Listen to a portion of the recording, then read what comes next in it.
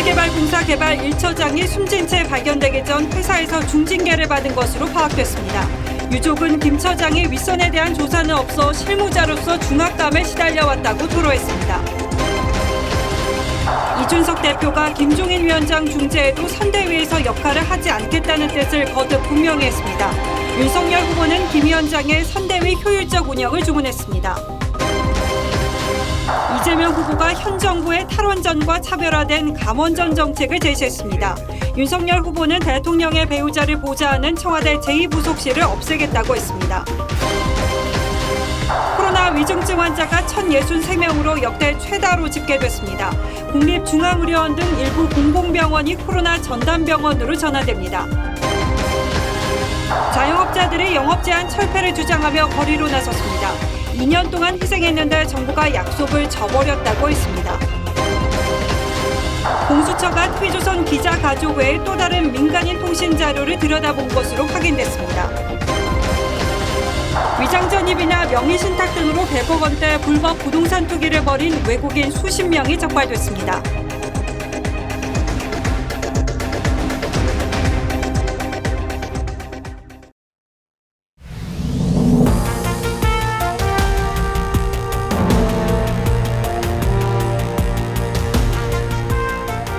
시청자 여러분 안녕하십니까? 뉴스나인의 신동욱입니다. 대장동 개발 사업의 실무자로 그동안 검찰의 참고인 조사를 받았던 김문기 성남도시개발공사 개발 1처장이 어젯밤 숨진 채 발견됐습니다. 검찰 조사와는 별도로 성남도시개발공사로부터 중징계를 통보받은 당일 극단적인 선택을 한 것으로 보입니다. 이런 선택을 한 구체적인 이유는 아직 알려지지 않았지만 유족들은 숨진 김 씨가 자신에게만 책임을 떠넘기려 한다며 억울함을 토로해왔다고 전했습니다. 대장동 개발 의혹의 핵심 인물 2명이 이렇게 스스로 목숨을 끊음으로써 검찰 수사에 한계가 분명해졌고 대장동의 진실도 영원히 묻힐 가능성을 배제하기 어렵게 됐습니다. 구자영 기자가 먼저 보도하겠습니다. 대장동 개발 사업의 실무자인 김문기 성남도시개발공사 개발 1처장은 지난 10월부터 검찰 조사를 받았습니다.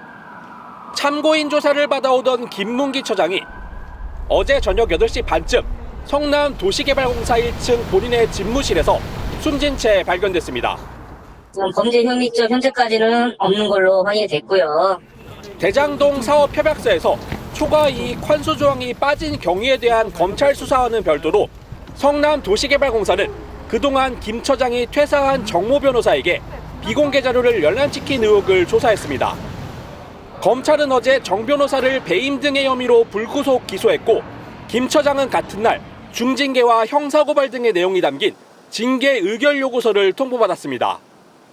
인사위원회에서 징계가 이제 최종 결정이 되는 거고요. 요구서를 하고 나서 2주 정도 안에 잡혀요. 경찰은 오늘 김문기 처장의 사망 원인을 밝히기 위해 국과수에 부검을 의뢰했습니다. TV조선 구자영입니다. 숨진 김 처장의 유가족들은 황망함 속에 공식 기자회견까지 열어서 억울함을 토로했습니다. 김 처장이 그동안 혼자서 식사도 할 수 없을 정도로 정신적인 고통을 겪어왔다고 주장했습니다. 대장동 의혹에 몸통은 그냥 두고 꼬리만 자르려다 이런 일이 일어났다고 억울해했습니다. 유족들의 반응은 신유만 기자가 전하겠습니다. 숨진 김문기 처장의 친동생인 김모 씨는 검찰과 경찰 조사를 받던 형이 몸무게가 10kg 넘게 줄어들 정도로 정신적 고통을 겪었다고 전했습니다. 밥도 떠먹일 정도로 완전히 이 상태가 혼미한 상태였어요. 걸음을 못 걸을 정도에 대한 스트레스 압박감에 눌려 있었습니다. 스트레스에 시달리던 김 처장은 어제 아침 자택에서도 위험한 상황이 있었지만 가족들이 이를 말렸다고 유가족은 전했습니다. 이어서 김 처장이 평소 지난 10일 숨진 유한기 전 성남도계공 개발사업본부장을 언급했다고 말했습니다. 유한기 그분도 돌아가셨지만 그분 얘기를 하면서 저한테 은근히 내비쳤어요. 그분이 왜 돌아갔겠냐. 유족들은 검찰과 경찰이 이른바 윗선 조사는 하지 않은 데 대한 불만도 내비쳤습니다. 윗선에 대한 조사는 어떻게 이루어지는 과정도 없고 그냥 그렇게 되고 실무자 이 사람만.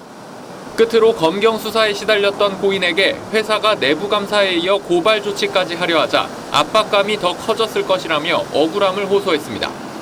TV조선 신유만입니다. 숨진 김문기 처장은 성남도시개발공사에서 주무팀장으로 실무를 총괄했습니다. 특히 대장동 사업자 선정 때는 1, 2차 심사에 모두 심사위원으로 참여하기도 했습니다. 대장동 사업에 대해서 누구보다 잘 알고 있는 사람이라는 뜻이겠죠. 더 자세한 내용은 백연상 기자가 전하겠습니다. 건설회사에서 일한 김문기 처장은 2009년 분당의 아파트 단지 리모델링 추진위원장이었던 유동규 전 본부장과 인연을 맺은 것으로 알려졌습니다. 이후 2013년 성남도시개발공사에 입사했고 대장동 사업이 본격화된 2015년 개발사업 주무부서장을 맡았습니다. 같은 해 3월 대장동 민간사업자 선정 과정에서 당시 전략투자팀장이던 정모 변호사와 함께 1, 2차 심사위원으로 참여했습니다. 이 과정에서 화천대유가 포함된 하나은행 컨소시엄이 우선 협상 대상자로 선정되도록 유리한 점수를 준 것으로 의심됐습니다.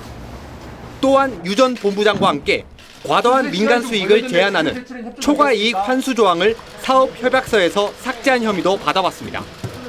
검찰은 지난 10월 김 처장을 참고인으로 불러 대장동 협약서가 왜 수정됐는지, 누가 수정 지시를 했는지 등을 조사했습니다. 김 처장은 주위에 회사에서 정한 대로 위에서 하라고 했을 뿐이라며 억울함을 토로한 것으로 전해졌습니다. 올해 4월까지 김 처장은 대장동 개발 특수목적법인 성남의 뜰 사회이사를 맡았습니다. TV조선 백연상입니다. 그러나 이재명 후보는 성남시장 당시 김문기 처장을 몰랐다고 했습니다. 당시 하위 직원이어서 몰랐다고 했지만 앞서 전해드린 것처럼 김 처장이 맡은 일도 그렇고 공개된 여러 사진 자료들을 보면 정말 몰랐을까 하는 의구심을 지우긴 어렵습니다. 야당은 잇따르는 의문의 주검들이 대장동 의혹의 핵심을 말하고 있다며 특검 수사를 다시 촉구했습니다. 최주원 기자가 보도합니다. 이재명 후보가 김문기 처장 관련 질문이 나오자 대답 없이 자리를 듭니다.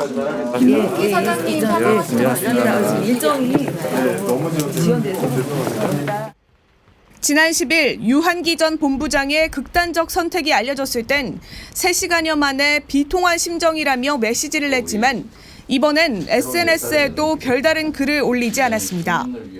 다만 한 방송에 출연해 한때 부하 직원이었던 만큼 전혀 책임이 없다고 할 순 없다며 안타깝다고 첫 입장을 내놨습니다.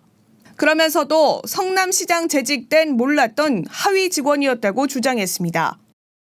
하지만 이 후보가 변호사 시절이던 2009년엔 본인이 공동대표였던 성남정책연구원 세미나에 김 처장과 이 후보가 나란히 앉아 토론하는 모습이 사진으로 확인됐고 성남시장 시절인 2015년엔 10박 11일로 뉴질랜드와 호주 출장을 함께 다녀오기도 했습니다. 당시 출장에는 구속된 유동규 전 본부장도 함께했습니다. 국민의힘 선대위 김은혜 대변인은 최후까지 범민했을 망자를 외면하는 지도자를 국민들이 선택할 수 있겠느냐고 비판했고 김종인 총괄선대위원장은 의문의 죽음이 이어지고 있다며 특검을 요구했습니다. 이재명 후보가 대장동 게이트의 몽통임을 증명할 핵심 관계자들입니다. 말로만 조건 없는 특검을 하겠다고 거짓말하고 정의당 심상정 후보와 국민의당 안철수 후보도 몸통을 놔두고 꼬리 자르기 수사로 비극을 초래했다며 이 후보의 특검 결단을 촉구했습니다.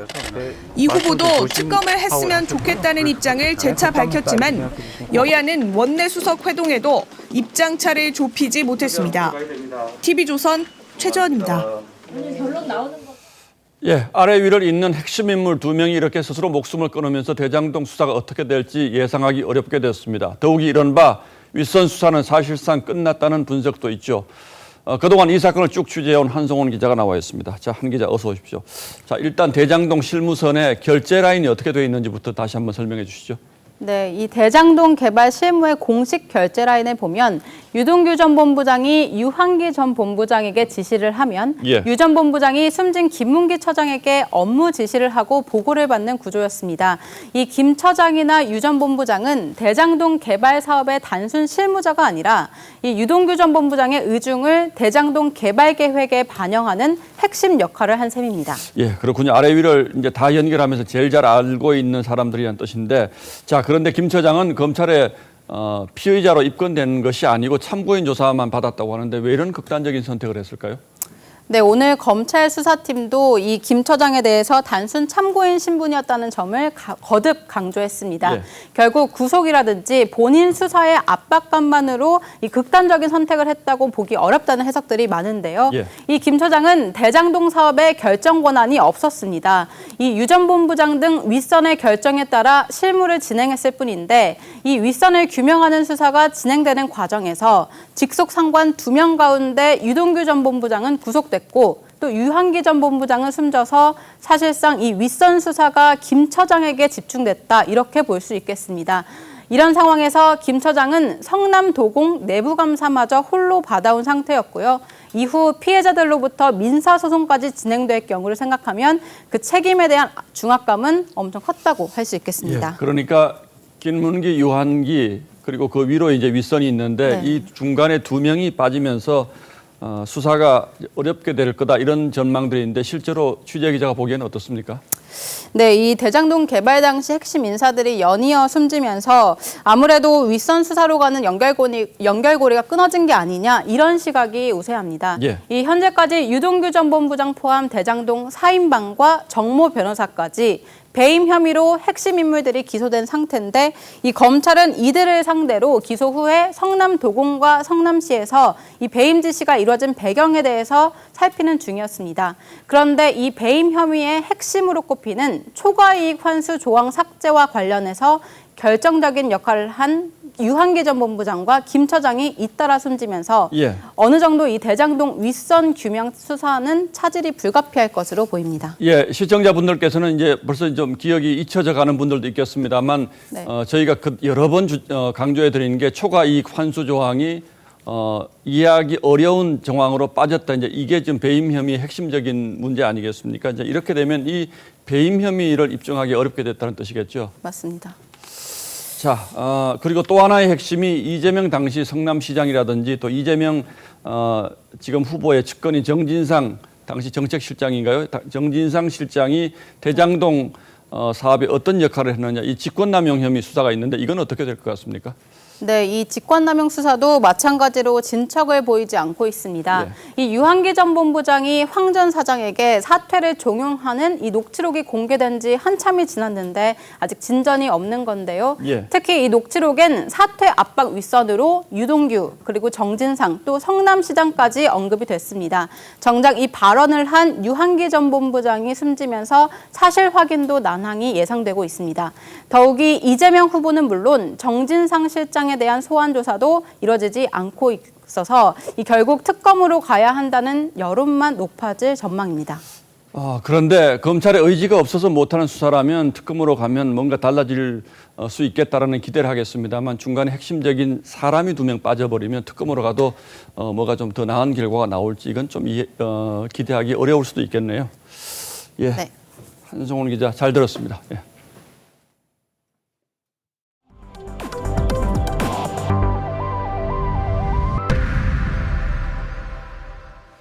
지금부터는 극심한 내분에 빠진 국민의힘 상황 알아보겠습니다. 이준석 대표는 오늘도 선대위 복귀 문제에 대해서는 분명하게 선을 그었습니다. 돌아갈 생각이 없다고 했습니다.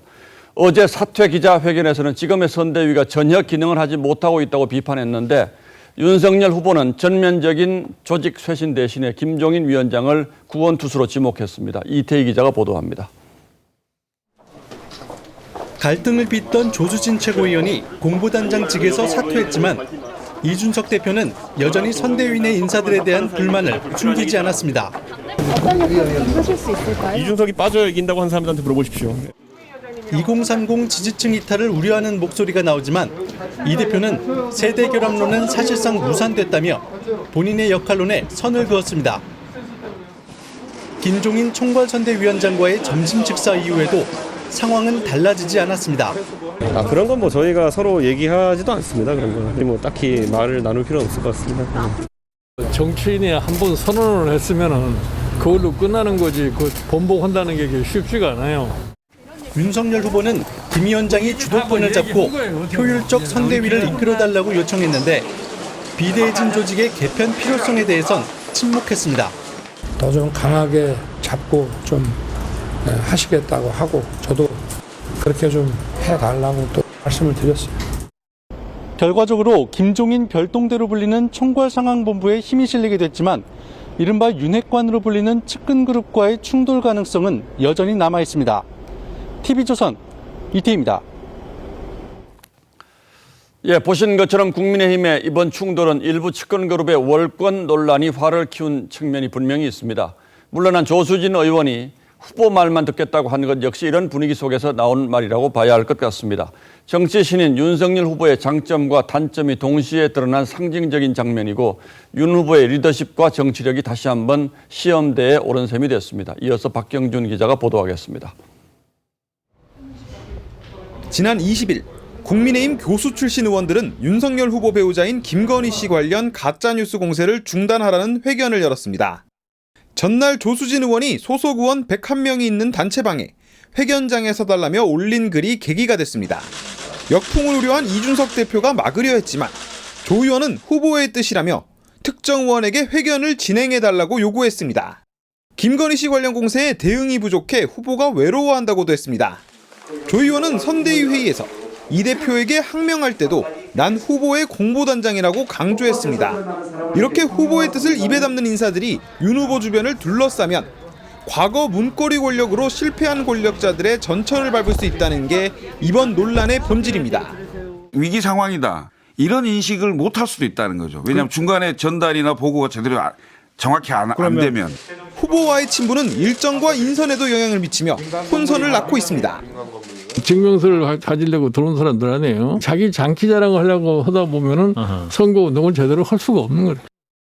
김 위원장은 1일 조정회의 등을 통해 효율적인 선대위로 바꿔가겠다고 강조했지만 구체적인 해결 방법이 빠진 미봉책이란 지적도 나옵니다.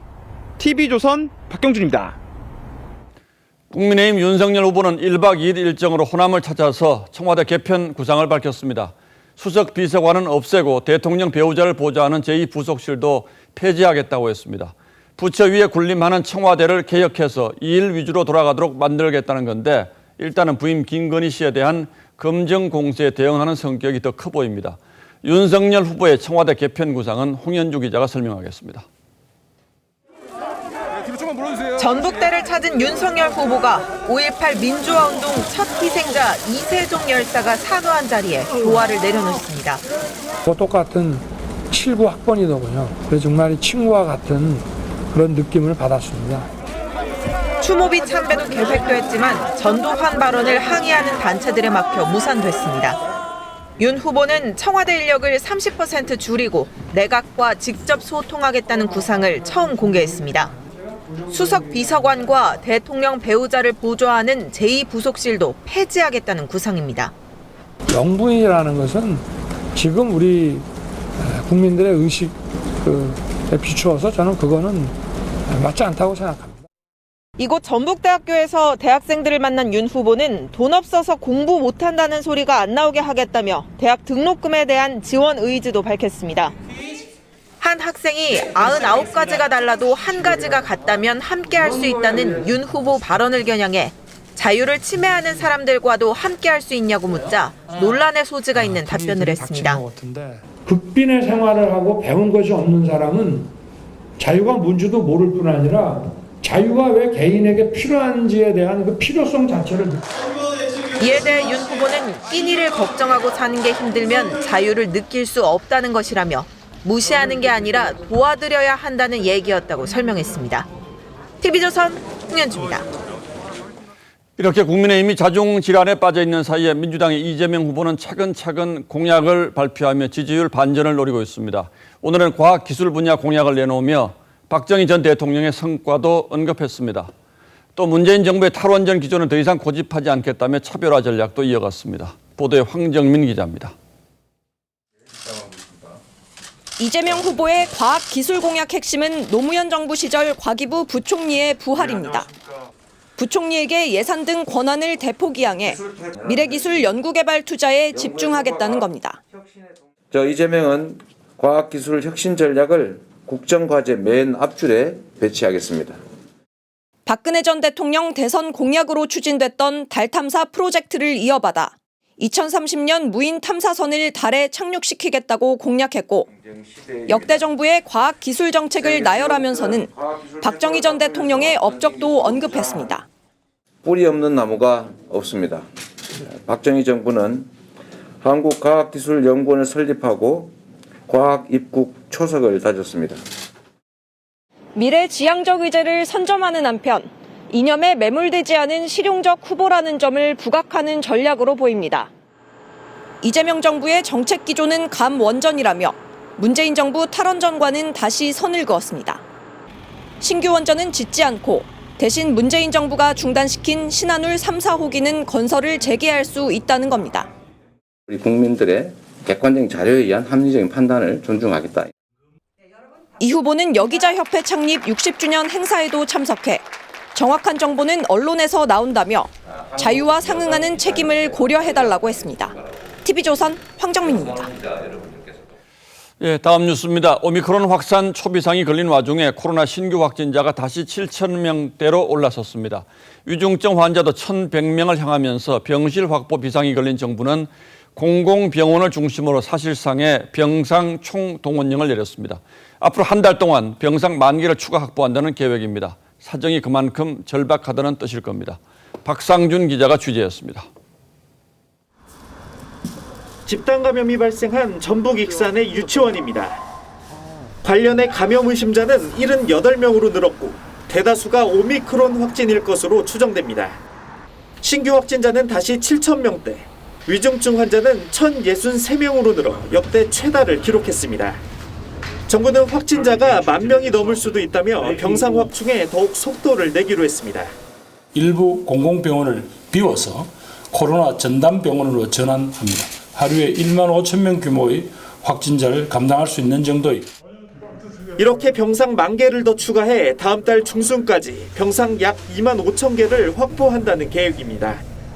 이에 따라 정부는 서울의료원 등 일부 공공병원을 비워 코로나 전담병원으로 전환하기로 했습니다. 서울의료원의 365개 병상 전부가 코로나 환자용으로 쓰이게 됩니다.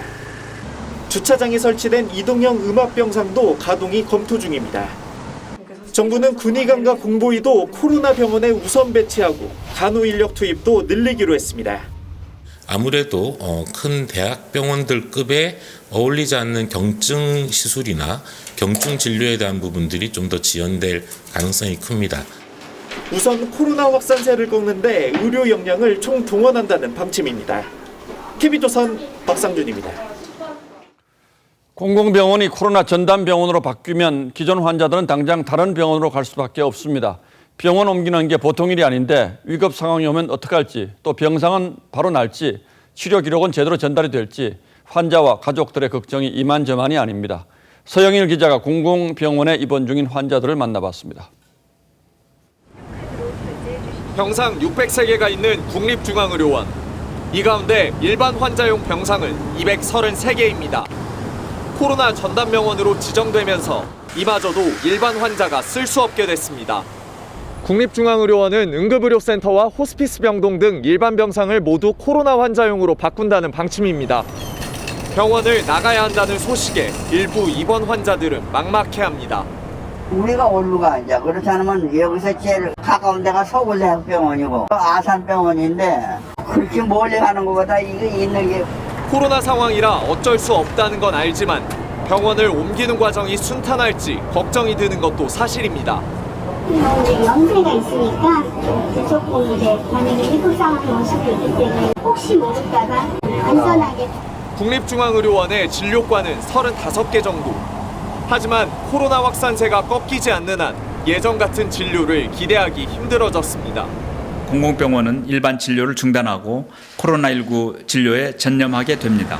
특히 공공병원은 저소득층 같은 취약계층의 이용이 많은 편입니다. 코로나 환자 못지않게 의료 취약계층에 대한 관심도 절실한 상황입니다. TV조선 서영일입니다. 최근 들어서는 어린이 코로나 환자가 급증하고 있습니다. 혹시라도 부작용이 있지는 않을까 부모들의 걱정에도 불구하고 정부가 백신 접종 연령을 11살 아래로 확대하는 방안을 검토하고 있다는데 이건 괜찮은 건지 따져보겠습니다. 자, 최원희 기자, 최근 들어서는 초등학생 가운데 확진자가 그렇게 많다는데 상황이 얼마나 심각합니까? 네, 우리나라의 경우 현재 12세 미만은 접종 대상이 아닙니다. 예. 이 연령대에서 최근 확산세가 심상치 않습니다.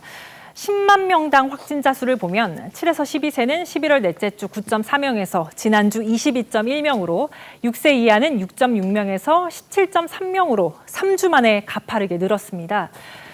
7월과 지난달 각각 접종을 시작한 고등학생, 중학생보다 증가폭이 확연히 큽니다. 이렇다 보니 초등학생 이하 어린이를 매개로 한 감염 확산을 차단하기 위해 접종 연령 확대를 검토하는 겁니다. 예, 그렇군요. 그런데 해외에서는 이미 초등학생 이하도 접종을 하고 있죠. 네, 5에서 11세 백신 접종을 시작했거나 승인한 국가는 미국, 이스라엘, 캐나다 등을 포함해서 20여 개국으로 추산되고 있습니다. 예. 미국 질병통제예방센터는 5에서 11세 백신 접종의 이점이 잠재적 위험보다 크다고 했습니다. 코로나는 어린이에게도 중증 질환을 초래할 수 있는데 백신이 이를 막을 수 있다는 겁니다. 예, 물론 백신의 효과는 있겠습니다만 부모들이 걱정하는 거는 이제 부작용이 얼마나 있을까 이거 아니겠습니까? 네, 그렇습니다.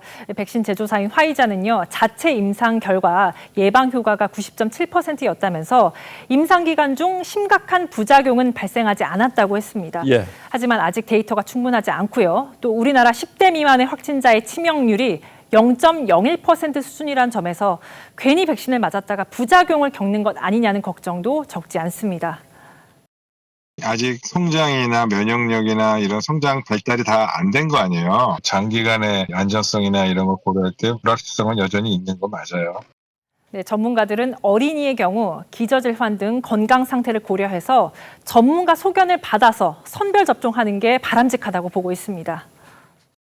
심장질환이나 폐질환이 심한 애들 같은 경우는 우리가 삼가하라고 그러죠. 맞지 말라고. 아이들 상태를 보면서 정확하게 보고 맞춰야 된다.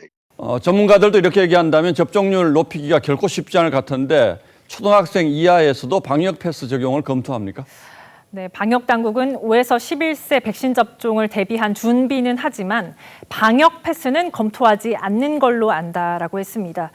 오늘 고등학교 3학년 학생 등 950명이 방역 패스에 반발해서 정부를 직권 남용 혐의로 고발했는데요. 백신 접종률이 올라가면서 감염이 줄어들긴 했지만 이를 방역 패스로 강제하는 건 반발이 상당했습니다. 비슷한 논란이 5에서 11세에도 재현될까 정부는 접종에 나서는 것부터 굉장히 조심스러운 그런 분위기입니다. 정부의 절박감 물론 이해합니다만 이 어린이의 경우는 어른과는 좀 다른 측면이 있기 때문에 어린이 접종은 좀 더 신중할 필요가 있겠죠. 네, 그렇습니다. 예, 최원희 기자 잘 들었습니다.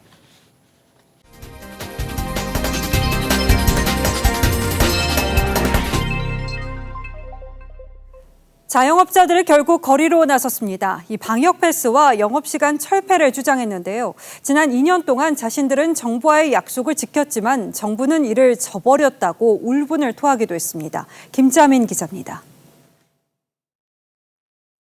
보상 없는 영업 제한 철폐하라! 방역 지침을 다시 강화한 정부의 반발에 자영업자들이 거리로 쏟아져 나왔습니다. 임대료와 영업장의 비용을 내지도 못하면서 영업 제한만 받고 있습니다. 소상공인들의 온전한 자영업 장사를 보장해야 할 것입니다. 자영업자들은 지난 2년 동안 자신들이 일방적으로 희생을 해왔다며 방역 패스와 영업시간 제한 철폐, 소상공인 지원금 확대 등을 요구했습니다. 우리는 그 약속을 지켰어요. 하지만 정부는 약속을 안 지켰잖아요. 집에서 자택근무하고 대신 그만큼 월급 깎겠다. 해보세요. 하겠나? 영업 제한을 할 거면 먹고 살 만큼의 손실 보상이 있어야 한다고 호소합니다. 너 안 하면 무조건 과태료를 내라, 뭐 영업정지 시키겠다 이렇게 얘기를 하시는데 그러면 안 되는 거죠. 공산주의 국가입니까 이게? 집회에는 방역 지침에 따라 299명이 모였지만 집회장에 들어가지 못한 자영업자들이 한때 경찰과 마찰을 빚기도 했습니다. 정부의 방역 지침에 반발해 24시간 영업을 선언했던 프랜차이즈 카페는 지자체 단속에 결국 오후 9시에 영업을 마감했습니다. 하지만 일부에서 24시간 운영 동참자를 구하는 등 자영업자들의 방역 지침 불복종 움직임이 커지고 있습니다. TV조선 김자민입니다. 백신을 맞지 않은 국민들 일상은 어떤지 취재해봤습니다. 방역 패스가 없으면 혼자서 식당에서 밥을 먹는 이른바 혼밥을 해야 하는데 아예 미접종자의 입장을 거부하는 식당도 있어서 불매운동까지 벌어지고 있습니다. 입장을 거부하는 자영업자 얘기도 들어보면 또 이해가 됩니다. 정부의 방역 지침이 낳은 갈등 장혁수 기자가 보도하겠습니다. 개인 사정으로 백신을 맞지 않은 20대 A씨는 최근 외출하기가 꺼려집니다. 방역 지침에 따르면 백신 접종 여부와 관계없이 혼자서도 식당이나 카페를 이용할 수 있는데도 출입조차 못하게 하는 경우가 적지 않기 때문입니다. 시킨 대로 했는데 아니 이걸 밥도 못 먹게 한다고? 어느 가게에서도 내가 다 쫓겨날 수가 있다. 그런 생각이 들겠죠. 백신을 맞지 않아도 코로나 음성 확인서가 있다면 식사가 가능한데 이를 받아들이는 식당은 많지 않습니다. 백신 접종이 완료되지 않았으면 저희가 손님을 받을 수가 없어요. 음성 확인서는 지금 상관이 없어요. 자영업자 역시 혼밥 매출보다 미접종자를 제대로 확인하지 않았다가 확진자가 발생할 경우 과태료 부담이 크다는 어려움이 있습니다. 걸리면 이제 우리 책임이니까 100원만 벌금 물어야 되니까 본인들의 10만 원 물면 되지만 반드시 돈도 쓰죠. 이렇다 보니 미접종자 입장을 거부하는 매장 리스트를 올려 불매운동을 진행하는 SNS까지 생겼습니다. 무능한 정부의 방역 실패가 국민들 간의 불신과 갈등을 키우고 있다는 지적이 나옵니다. TV조선 장혁수입니다. 3조 원대 불법 도박 사이트를 운영하면서 수백억 원을 챙긴 일당이 붙잡혔습니다. 유령 법인까지 만들어서 위장에 나섰지만 결국 덜미가 잡힌 건데요. 이들 은신처에서 나온 현금만 4억 원에 이를 정도였습니다. 강석 기자입니다. 경찰관들이 한 남성에게 체포영장을 제시합니다.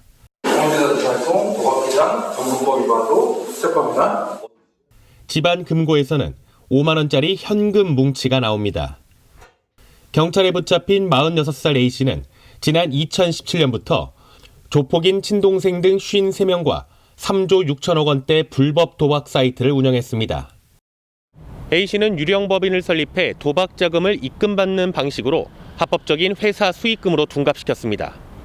사이트 운영과 자금 관리 등 역할을 나눠 조직을 관리했고 매달 사무실을 옮기는 등 조직 행동 강령도 만들었습니다. 그 자금을 이제 법인 계좌, 유령 법인 명의인 대포 계좌를 통해서 세탁을 하고 그 다음에 그거를 현금으로 이제 회수하는 방식으로 이윤을 추구하는. A씨 일당은 대포 통장 200여 개를 보이스피싱 조직에 팔고 매달 180만 원씩 받기도 했습니다. 이 같은 수법으로 300억 원이 넘는 돈을 챙겼습니다. 경찰은 범죄 수익금 몰수 추징 보전을 신청하고 범죄단체 조직 혐의를 추가해 A씨 등 15명을 구속했습니다. TV조선 강석입니다. 경기도 일대에서 100억 원대 불법 부동산 투기를 한 외국인 30여 명이 적발됐습니다. 외국인은 대출 규제를 받지 않는다는 점을 악용했는데요. 위장전입이나 가짜 재직증명서 등으로 거래를 허가받았습니다. 김승동 기자입니다. 안산 대부도 바닷가의 한 전원주택입니다. 중국 국적 30살 A씨는 지난해 12월 3억 원의 이 집을 샀습니다. 중국인 집주인은 이곳에 살겠다고 신고하고 땅을 샀지만 실제로는 살지 않은 것으로 드러났습니다. 위장 전입을 한 부동산 투기입니다. 이 외국인은 최근 웃돈 수억 원을 붙여 집을 내놨습니다. 그게 그래 한 200평 넘을 거예요. 거주는 안 해요. 깜깜하니까 거주 안 하는 거죠? 서울에 사는 60대 중국 동포 김모 씨는 지인의 식당 직원인 것처럼 가짜 재직증명서를 만들어 안산 시내에 아파트 한 채를 사들였습니다. 만난 적은 있어요? 드시러 왔었어요. 얼굴은 알아요.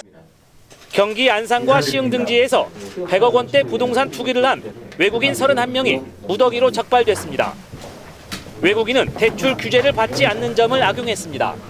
외국인들이 토지 주택 등을 가장 많이 매입한 지역은 경기도로 이들의 대출 미규제와 불분명한 자금 출처 등으로 부동산 투기를. 경기도 특사경은 외국인 1명을 송치하고 입건한 3명과 나머지 27명은 추가 수사를 진행 중입니다. TV조선 김승돈입니다. 국민 4명 중 3명이 가입해서 제2의 건강보험으로 불리는 실손보험의 이 보험료 인상률이 이번 주 결정될 것으로 보입니다. 보험업계는 적자폭이 워낙 커서 20%는 올려야 한다는 입장인데 이렇게 되면 일부 가입자 보험료는 2배 넘게 오를 수 있습니다. 이미 비상이 걸린 물가에도 악영향이 예상됩니다. 김혜나 기자가 보도합니다. 공무원 퇴직 후 소득 없이 연금으로만 생활하는 70대 조규백 씨. 실손보험을 가입한 지 10년이 넘었는데 보험료가 대폭 뛸 거란 소식에 걱정이 큽니다. 13만 원 정도 나가는데 20%가 30%가 오른다고 그러면 상당히 가입자들한테 다 그 인상률 다 따내면 안 되지.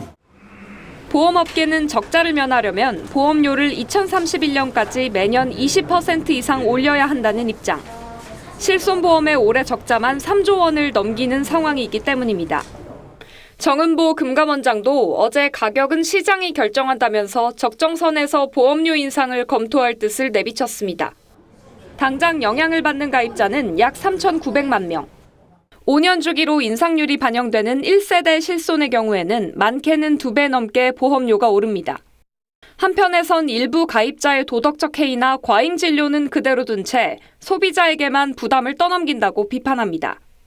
과잉 진료에 대한 해법을 찾으려고 노력을 해야 될 거 아니에요. 이 손해율을 내릴 수 있는 어떤 방안에 대해서 특히 보험료 인상분은 소비자 물가에도 작지 않게 반영되는 만큼 인플레 비상인 상황에서 물가에 끼칠 악영향을 걱정하는 목소리도 나옵니다. TV조선 김예나입니다. 예, 다음 뉴스입니다. 공수처가 이성윤 서울중앙지검장 특혜조사 보도와 관련해서 저희 취재기자의 어머니와 동생까지 무차별적으로 통신자료 조회를 한 사실은 전해드린 바가 있는데 이른바 고발 사주 의혹 등에 대한 수사 과정에서도 공수처가 전직 기자인 이동재 씨와 지인의 통신자료를 들여다본 것으로 확인됐습니다. 소속 의원 7명이 통신 조회를 당한 사실을 확인한 국민의힘은 오늘 공수처장을 직권 남용 혐의로 검찰에 고발했습니다. 권영석 기자의 단독 보도입니다. 공수처 수사 3부가 전직 기자인 이동재 씨를 통신 조회한 건 지난 10월 1일. 그런데 12일 뒤 같은 수사부서 공문으로 이 씨와 친분이 있는 30대 회사원 A 씨의 통신 자료까지 들여다본 것으로 확인됐습니다. 공교롭게도 국민의힘 소속 의원 7명 중 5명도 이날 무더기로 조회됐는데 최소 2명의 의원과는 공문 번호까지 일치했습니다. 이 씨의 지인 A 씨는 공수처가 뭘 수사하는지도 모른다며 가족의 피해가 될까 공포스럽다고 했습니다. 공수처가 비판 보도 기자의 통화 상대방을 들여다본 것처럼 전직 기자인 이 씨의 통화 상대를 확인하려 한 게 아니냐는 분석도 나옵니다. 통신조회 직전 야권에서 고발 사주 의혹 핵심인 4월 3일자 고발장을 놓고 조작 의혹이 제기된 것도 논란을 키우는 대목입니다. 당시 고발장에 언론에 공개되지 않은 이 씨의 취재 경위 등이 담겼다는 의혹이 불거졌는데 공수처가 통신조회로 이를 검증하려 한 게 아니냐는 지적입니다. 이 씨 측은 명백한 민간인 사찰이라며 법적 대응을 검토 중입니다. 공수처는 수사 대상자의 통화 상대를 확인했을 뿐 이동재 씨나 지인이 포함됐는지는 알지 못한다고 했습니다. TV조선 권영석입니다. 올해 이어 내년에도 전국의 땅과 단독주택 가격의 기준이 되는 표준 공시가격이 크게 오릅니다. 내년 3월에 공개될 아파트의 공시가는 훨씬 더 오를 전망이어서 부유세를 포함한 각종 부담이 급증할 거란 우려도 있습니다. 보도에 임유진 기자입니다. 7년째 표준주택 공시가 1위를 지키고 있는 이명희 신세계 회장의 서울 한남동 자택. 내년 공시가는 311억 원으로 올해보다 5.32% 오릅니다. 보유세는 올해보다 1억 원 넘게 늘어날 전망입니다. 내년 24만 가구 표준주택 공시가 상승률은 전국 평균 7.36%. 2019년에 이어 역대 두 번째로 큰 오름폭입니다. 서울은 10% 넘게 오르고 부산과 제주가 8% 넘게 뜁니다. 표준제 공시지가 상승률도 10.16%로 2년 연속 두 자릿수를 기록했습니다. 실제 단독주택 가격은 약 3%, 땅값은 4% 이내로 올해 오를 전망인데 공시가는 2배를 훨씬 넘게 오르는 겁니다. 부동산값 급등에 공시가 현실화율 상향 조정까지 겹친 탓입니다. 이에 따라 올해 전국 평균 13% 이상 오른 아파트는 내년 3월 공시가 발표여서 20%에 육박하는 상승률을 보일 전망입니다. 공시가는 부동산 보유세뿐 아니라 건강보험과 기초연금 등 60개 분야 계산에 활용돼 납세자 부담 증가와 직결됩니다.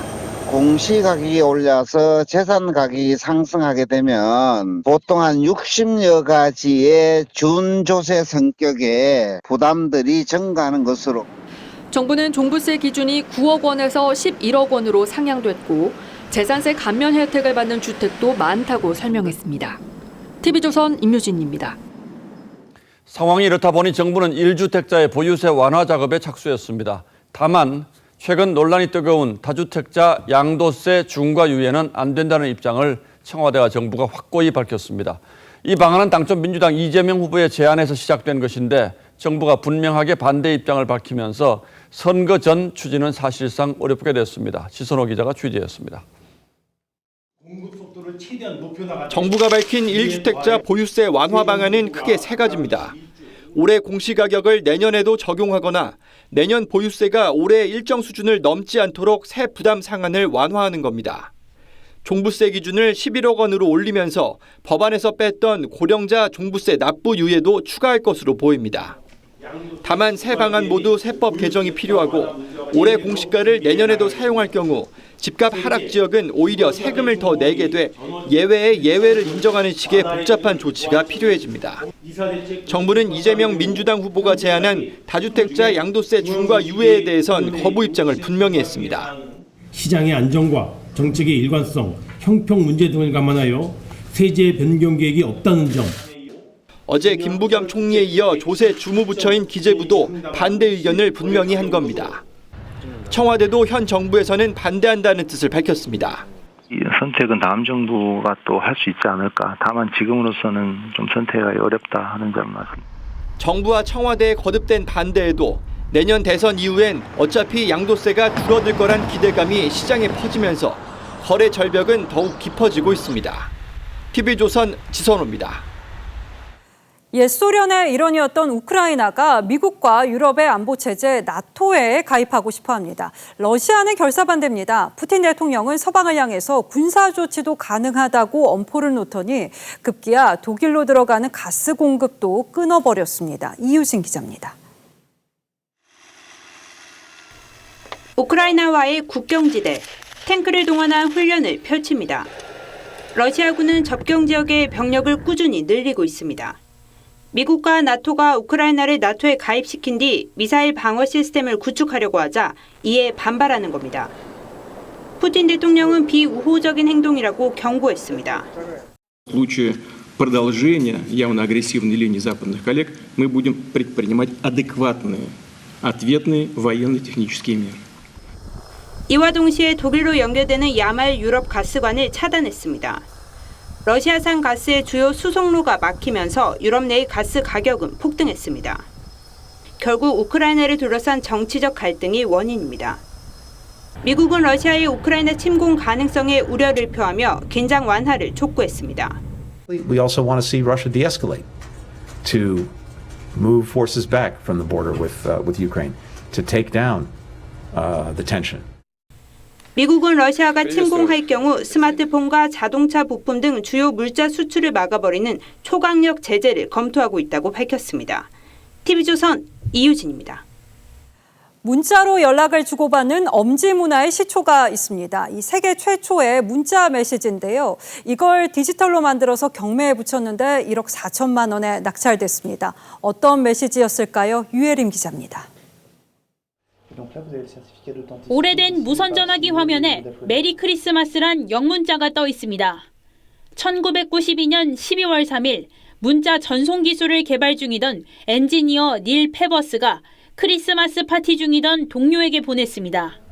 시험 삼아 보낸 이 14글자가 세계 최초의 문자 메시지입니다.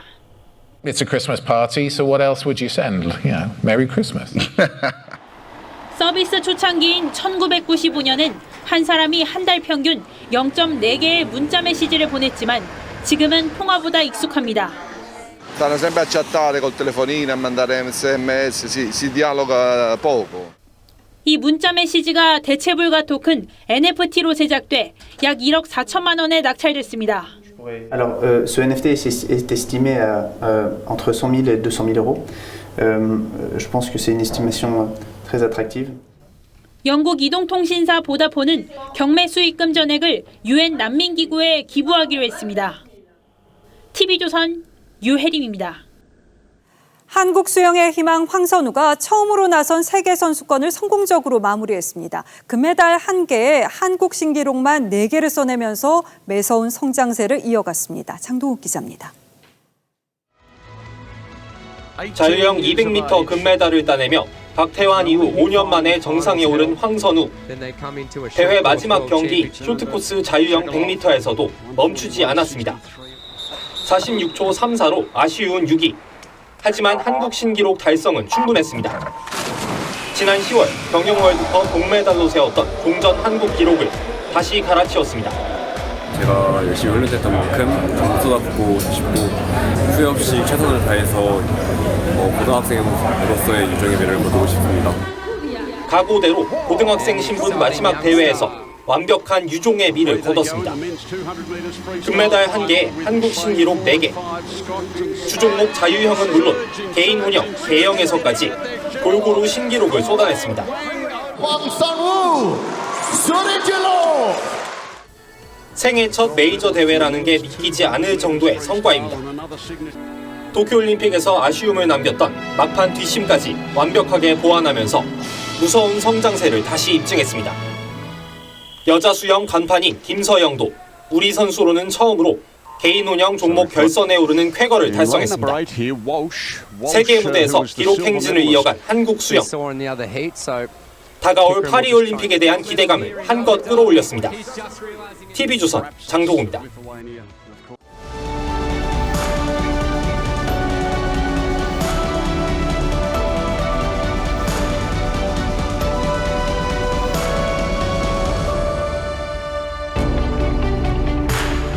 마지막 입새와 크리스마스 선물로 이름난 오헬리가 또 하나의 선물 이야기를 남겼습니다. 추운 겨울 실직한 사내가 식당 앞에서 $1를 적선받습니다. 그중 50센트로 허기부터 때우는데 노인이 부러운 듯 바라보는 겁니다. 그는 남은 50센트로 빵을 사 노인에게 건네죠. 노인은 빵을 조금 떼어 먹더니 신문파리 소년에게 건네줍니다. 소년은 길 잃은 개에게 빵 부스러기를 나눠주고 사내는 개 목걸이에 찍힌 주소를 보고 주인을 찾아줍니다. 그리고 개 주인은 그에게 일자리를 내줘 보답하죠. 이 $1의 선의가 엮어낸 행복의 사슬이 그렇게나 길게 빛났습니다. 암으로 죽음을 앞둔 시인이 병상에서 겨울 처마에 매달린 시래기를 생각했습니다.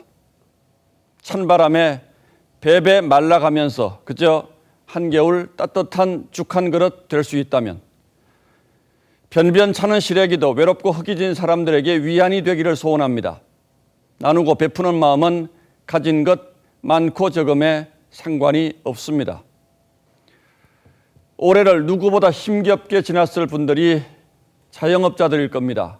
그런데 지난 2년 코로나의 컴컴한 터널 속에서도 1억 원 이상 기부자 모임인 아너소사이어티에 새로 가입한 자영업자가 오히려 더 늘어났답니다. 자영업자, 직장인, 공무원, 교사 같은 보통 사람들이 증가한 것도 두드러진 현상이라고 하고요. 부산에서 어묵집을 하는 이승배 씨도 매출이 절반 가까이 줄었지만 작년 말 아너소사이어티 회원이 됐습니다. 그래도 견딜만 해서 더 어려운 사람들을 위해 써달라는 동병상련의 기부였죠. 올해 LG 여인상 수상자도 평범한 소시민들이었습니다. 50여 년 김밥을 팔아모은 전 재산을 내놓은 박춘자 씨. 빵집을 하면서 날마다 등굣길 아이들에게 빵을 나눠온 남해 빵식이 아재 김상식 씨가 그렇습니다. 그리고 이맘때가 되면 기다려지는 전주 노송동 얼굴 없는 천사가 있습니다. 재작년 성금 도난 사건을 겪고도 지난해 21년째 성금을 놓고 갔죠. 코로나로 힘든 한 해였지만 이겨내실 거라고 믿는다는 쪽지와 함께 기독교적 영혼의 충만을 노래했던 김현성 시인이 기도했습니다. 사랑의 동전 한 푼 내 맑은 눈물로 씻어 내 마음의 빈 그릇에 담아 드리리니 이 세상 모든 황금보다도 더욱 풍성하게 쓰이리니 고난의 한 해가 또 저물어가면서 가난하기에 더 맑은 동전들이 밤하늘 별처럼 세상을 비추는 시간입니다. 12월 22일 앵커의 시선은 세상은 아직 뜨겁습니다. 였습니다.